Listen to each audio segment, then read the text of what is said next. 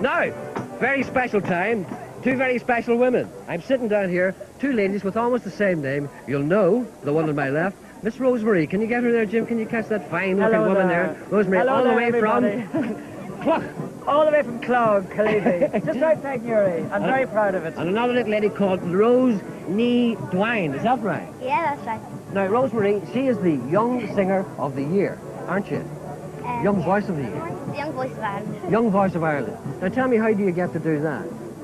Oh, well, I entered a competition in Dublin Yes? a few months ago for the Young Voice of Ireland competition, which was a soloist which would, between the age of 10 and 16, which would sing at a big choral event in Dublin, in Lansdowne Road, in September. Yeah, okay. And you're happy enough and you're a very talented little person. So what about you, Rosemary? What are She's you wonderful. doing? I've been giving her some good tips. Haven't I, Rose? Haven't I given you some good tips? Be Yes, careful. yes. Be One careful. or two. What are you doing in the near future, Rosemary? Well, it's always, I'm doing a lot at home, thanks be to God. Well, I'm coming over on the 21st of August to do, take over from George Jones on a radio show. Yes. For a full week, which I'm really looking forward to. And then I'm going to be presenting the Oyster Festival from Carlingford and Newry. And I'm touring. I was in Norwich last night, flew over to do your show here today and flying back tonight. I'm all over England touring, very, very busy. Yeah. But it's just, the atmosphere here today is fantastic. Speaking of memories, there's a lot of history here. Apparently, there's an old derelict What are we holding building hands for because again? we love each other. Relax again. Apparently, there's an old derelict building down the street. A long number of years ago, there was a scandal involved in the newspapers. It used to be known as Sangster's Hotel. A local journalist called John Keane wrote a play about it.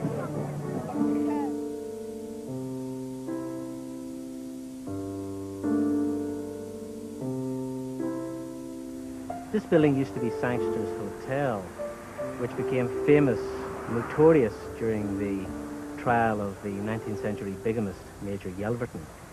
Yelverton had brought his bride Teresa to Rostrevor for a secret marriage ceremony, and they honeymooned here at Sangster's. More importantly, they spent the night before the wedding here at Sangster's Hotel.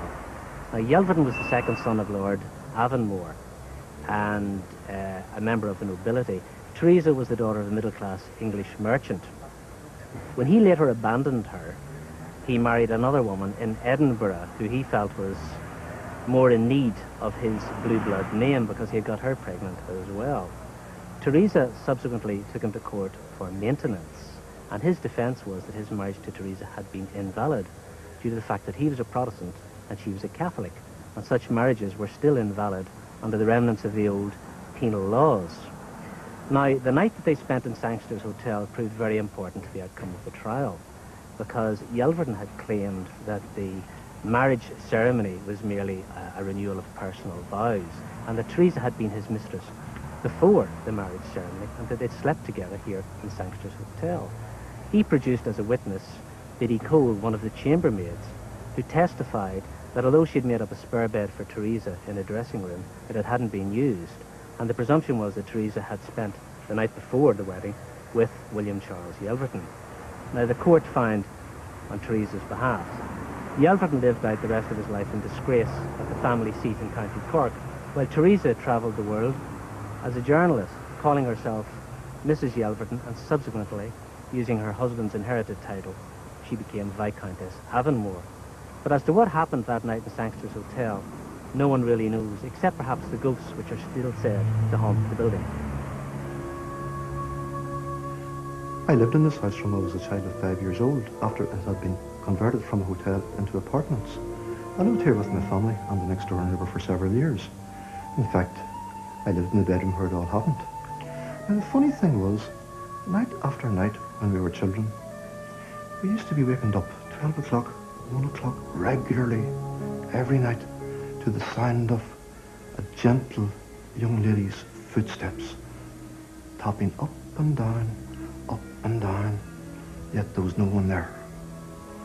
The street would be deserted, everyone in bed, not the sound of a car, not the sound of a voice, yet every night regularly, tap, tap, tap of a young lady's footsteps. The following morning, Joe, our next door neighbour, would knock the window, call my mother. "Hey, missus, did you hear the footsteps last night?" He did. We did. The occupants of the house did. Yet no one outside of the house in the village had ever heard such a phenomenon. And we believe to this day that they were the footsteps of the Lady Teresa, wanting to return to the place where she was most happy during this whole affair.